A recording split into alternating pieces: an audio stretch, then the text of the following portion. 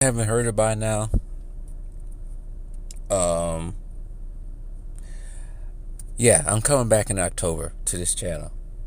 Yeah, I'm coming out of retirement, but the catch is for me coming out of retirement, it's going to be limited. Other reason why I'm doing it because I did mention that something big happens. I'll probably be back on here, and something somewhat big has happened, and it has happened to the Bucks. If you guys haven't heard it already, with their roster changes and roster moves.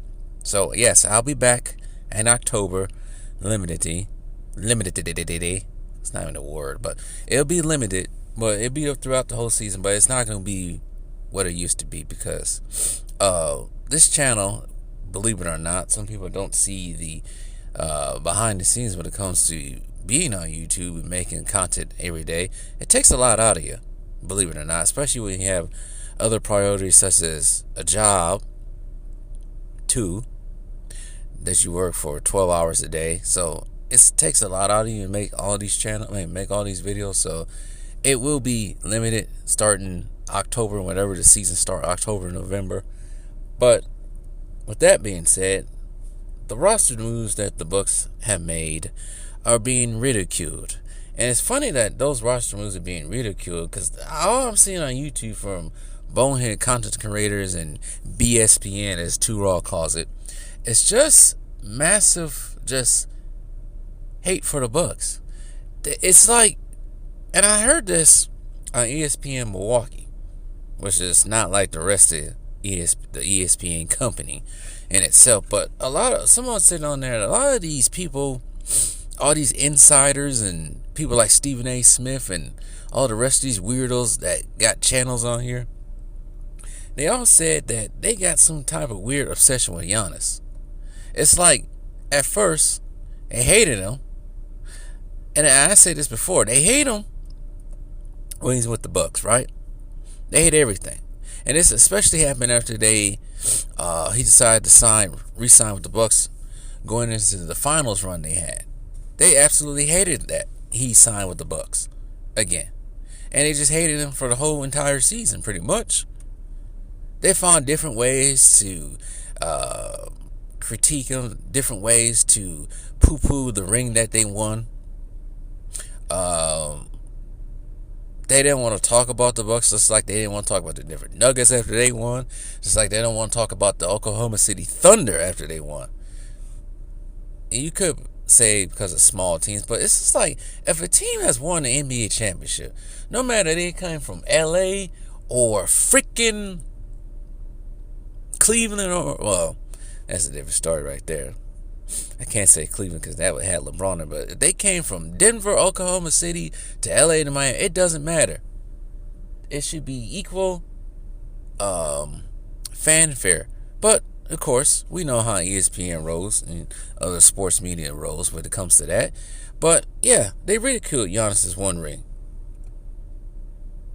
But the minute, and I said this before, the minute when they think Giannis is going to leave Milwaukee, they come with a red carpet, twerking all over the place, asking Giannis to come to whatever it might be. Go help LeBron, go to Miami, Houston, San Antonio, Toronto, Golden State, whoever, just to go help someone else.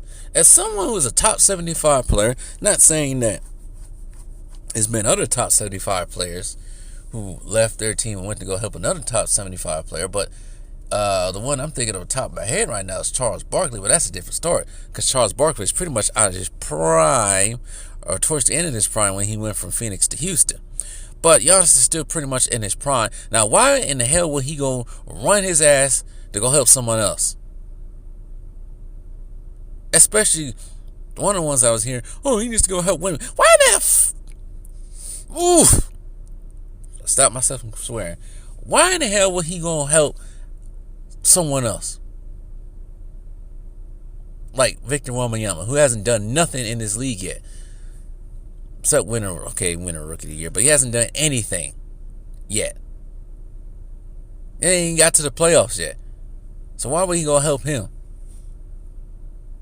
But anyways, everybody need to go help him. But what I'm seeing with the whole Miles Turner signing and Damian Lillard getting waived, it's completely just everybody's being disingenuous and being a hypocrite.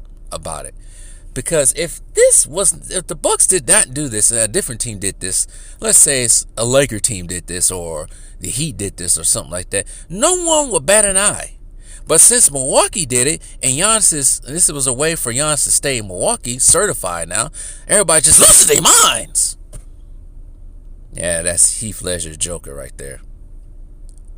That's pretty much what he said in Dark Knight. I just switched it around for basketball purposes. But anyways, yeah, that's how people are acting.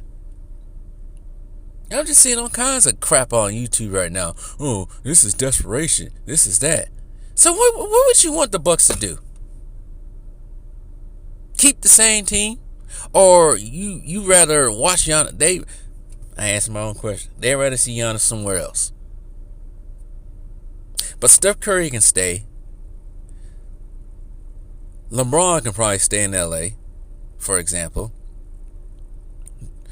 Anybody else can stay. Any other starter who has their own team can stay where they at, but Giannis has to leave.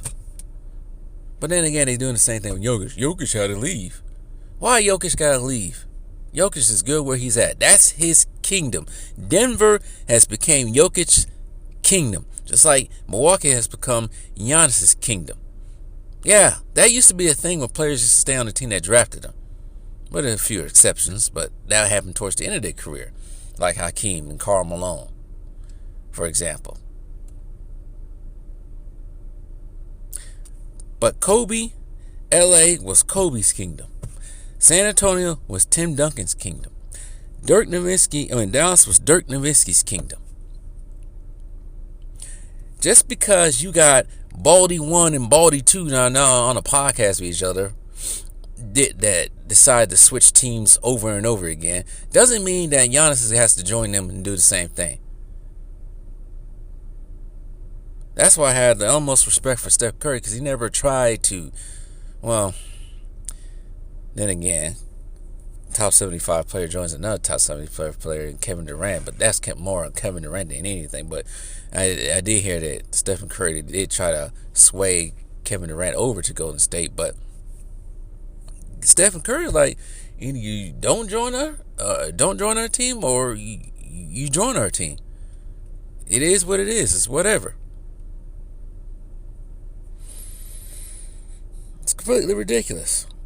Utterly ridiculous. And that's why Kevin Durant's career is the way it is right now, because he listened to these bonehead media telling him, oh, you got to leave Golden State to go somewhere else. So guess what he does? He leaves Golden State to go to Brooklyn. Failure. He goes to Brooklyn to the Suns. Failure. Now he's in Phoenix. Phoenix to Houston now. We see how that turns out next season. But it's just utterly ridiculous. Oh, it's desperation. Oh, they're wrong for waiving Dame Lillard. What the hell were they supposed to do with Dame Lillard? With a torn Achilles? I see if Dame was 24, 25. Then fine. Yeah, that'll be messed up. Then again, they wouldn't have done it if Dame tore his Achilles. They'll be patient. But since Dame is, I think he's 35 now. Since Dame is the same age as me right now, they're not waiting around for him to come back in a year and a half.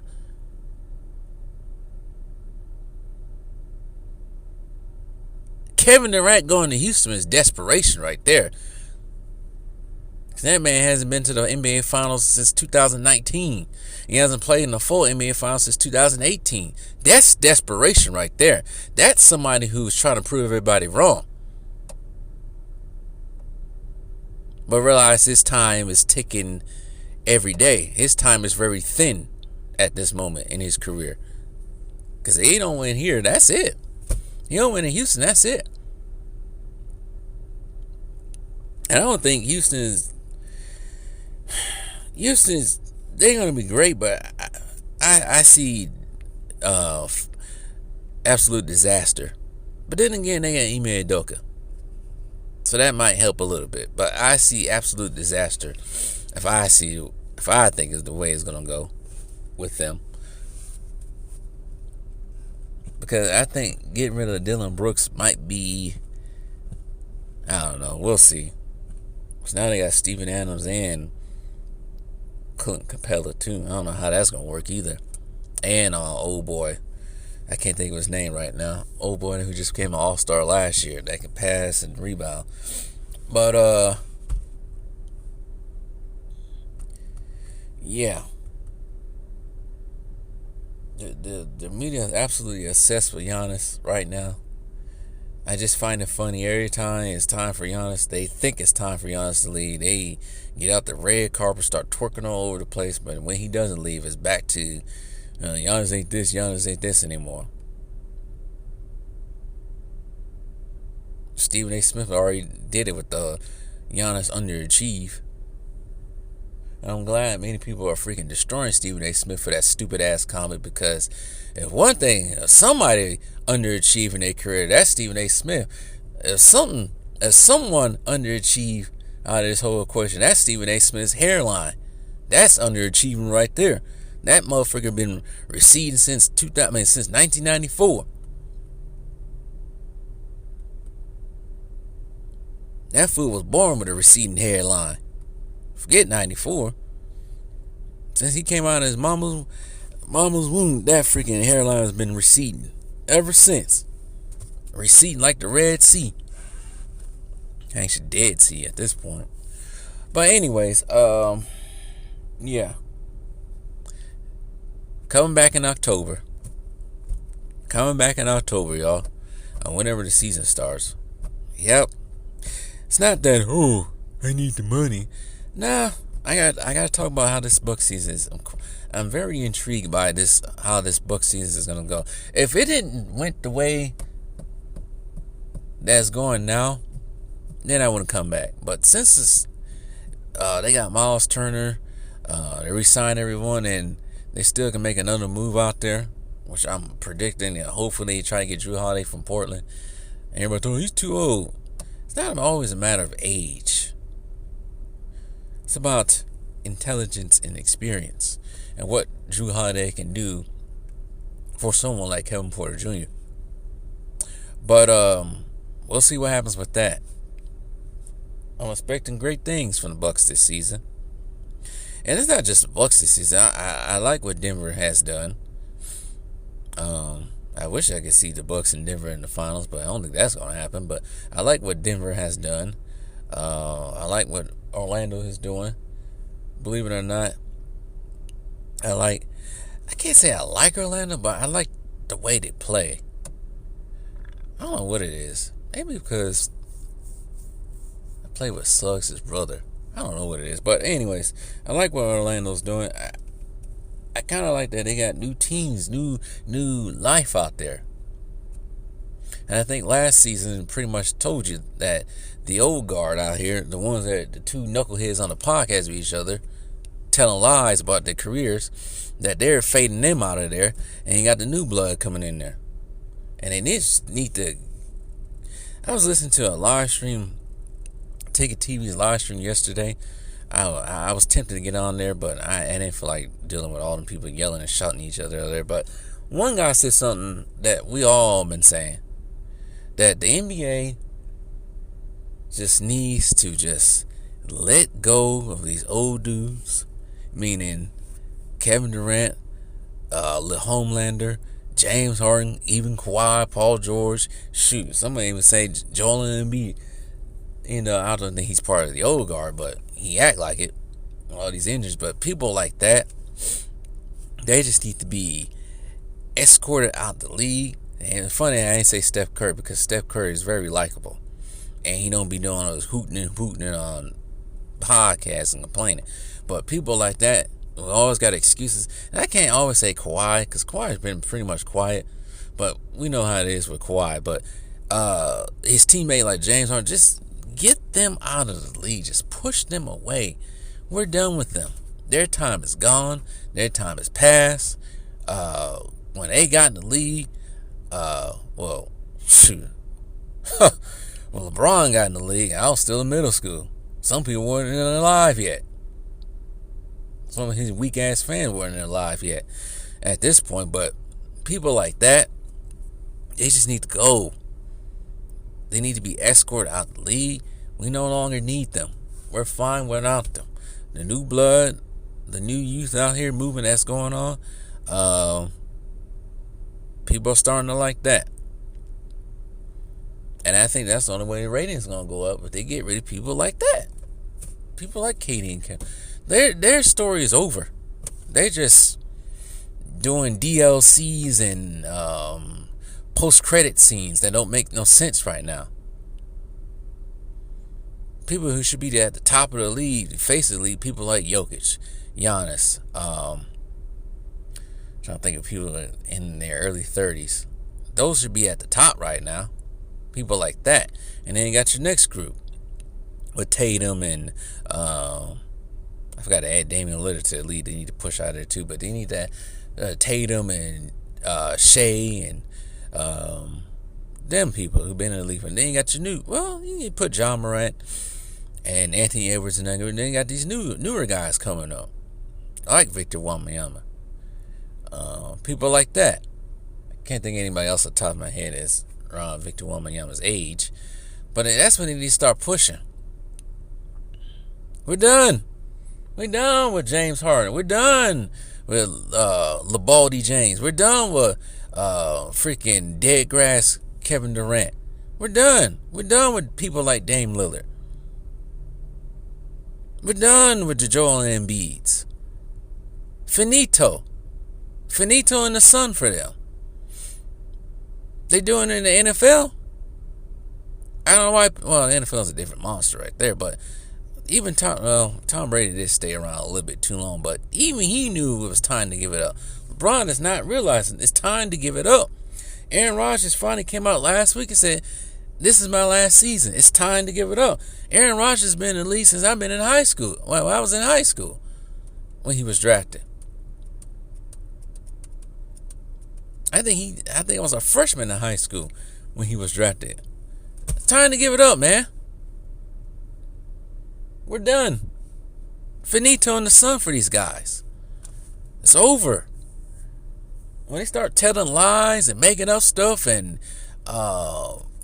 becoming unlikable, getting booed in New York, when you got your wife out here saying, "I wish you were retired," and all this, it's over.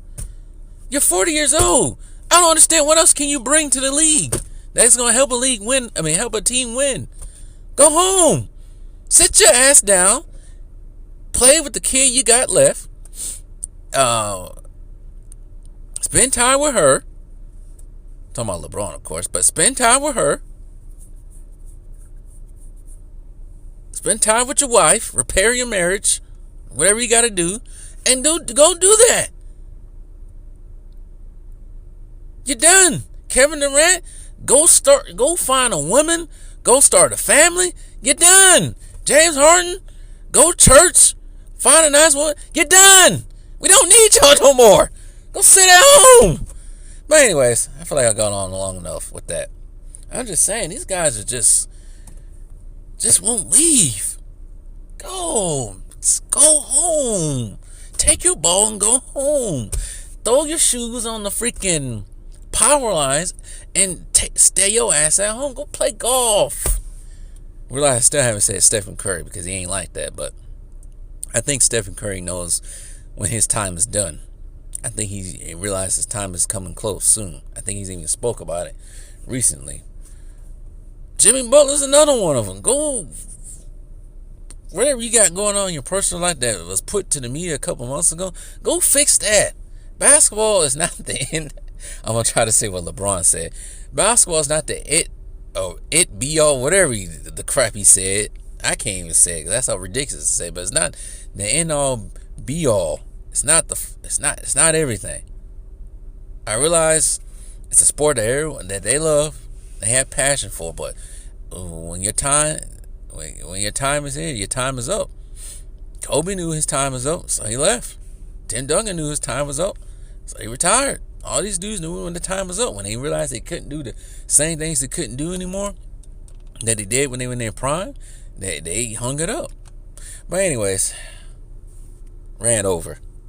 I didn't mean for this to be a rant like that, but I'm just so sick and tired of these old dudes who just staying around. Go home. Go to the next chapter in your life.